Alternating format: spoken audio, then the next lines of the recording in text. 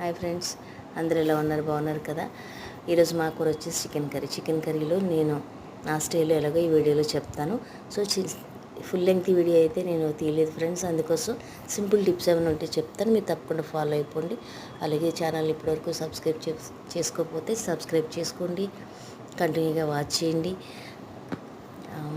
Full length వీడియోస్లో నేను curry ఎలా ఉండాలనేది నేను తప్పకుండా చూపిస్తాను.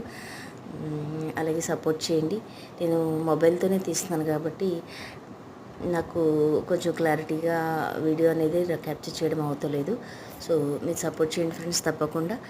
అలాగే వంటలోకి అయితే వెళ్ళిపోతాం. ఈరోజు నా స్టైల్లో చికెన్ కర్రీ అనేసరికి చికెన్ ఫస్ట్ ఎప్పుడు కూడా నేను మీకు ముందు ఇంకో వీడియోలో కూడా చెప్పాను ఫ్రెండ్స్.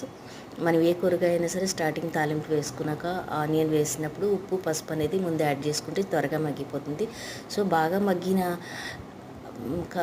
ఆనియన్లోకి అయితేనే కంపల్సరీగా మీకు గ్రేవీ ఈ విధంగా అనేది వస్తుంది. సో నేనైతే ఇప్పుడు మీరు చూస్తున్నారు కదా, కరివేపాకు పచ్చిమిర్చి మధ్యలో యాడ్ చేశాను. ఫిష్ కర్రీలోకే కాదు ఫ్రెండ్స్, కంపల్సరీగా మనము మిర్చిని అనేది హాఫ్ కర్రీ అయిన తర్వాత యాడ్ చేయండి. మీకు కర్రీ టేస్ట్ అనేది డిఫరెన్స్ కానీ ఆ స్మెల్ కానీ కంపల్సరీగా డిఫరెన్స్ ఉంటుంది. ట్రై చేయండి.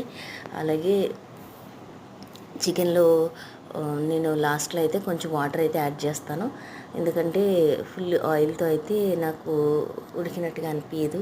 సో అందుకోసమని చెప్పి కంపల్సరీగా వాటర్ యాడ్ చేస్తాను. లాస్ట్లో బాగా మగ్గిన తర్వాత మీకు కూర ఎలా వస్తుందో మీరు చూద్దరు. కానీ నేను ఇదే కర్రీని డిఫరెంట్ స్టైల్లో కూడా వండుతాను. సో మీరైతే హాఫ్ ఆఫ్ ది వంట అయిన తర్వాత సగం ఉడికిన చికెన్లోకి మీరు కంపల్సరీగా ఆనియన్స్ అలా కరివేపాకుని పచ్చిమిర్చిని యాడ్ చేసుకున్నట్టయితే టేస్ట్ అనేది చాలా డిఫరెంట్ ఉంటుంది. అలాగే గ్రేవీ హెవీగా రావాలంటే కనుక టమాటా యాడ్ చేసుకోండి. టమాటా ఇష్టం లేని వాళ్ళు ఆనియన్ని బాగా మగ్గించి వండుకుంటే చాలా బాగుంటుంది.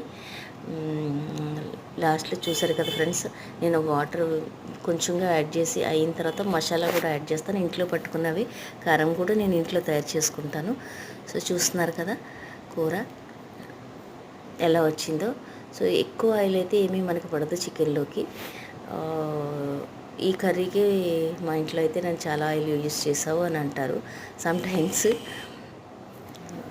ఎక్కువ ఆయిల్ అనిపించేసరికి హెవీగా అనిపిస్తుంది, బట్ అదే టేస్ట్ ఉంటుంది. మనకి నాన్ వెజ్ అనేసరికి చికెన్ కంపల్సరీగా ఏ నాన్ వెజ్ అయినా కూడా మనకు ఆయిల్ ఉండాలి. సో మా బాబు కోసం అయితే నేను పెరుగు కూడా చేశాను, పెరుగు చట్నీ. అది కంపల్సరీగా ఒట్టిగా తినేస్తాడు, అంత ఇష్టం అనమాట. Thank you for watching friends. Like and share.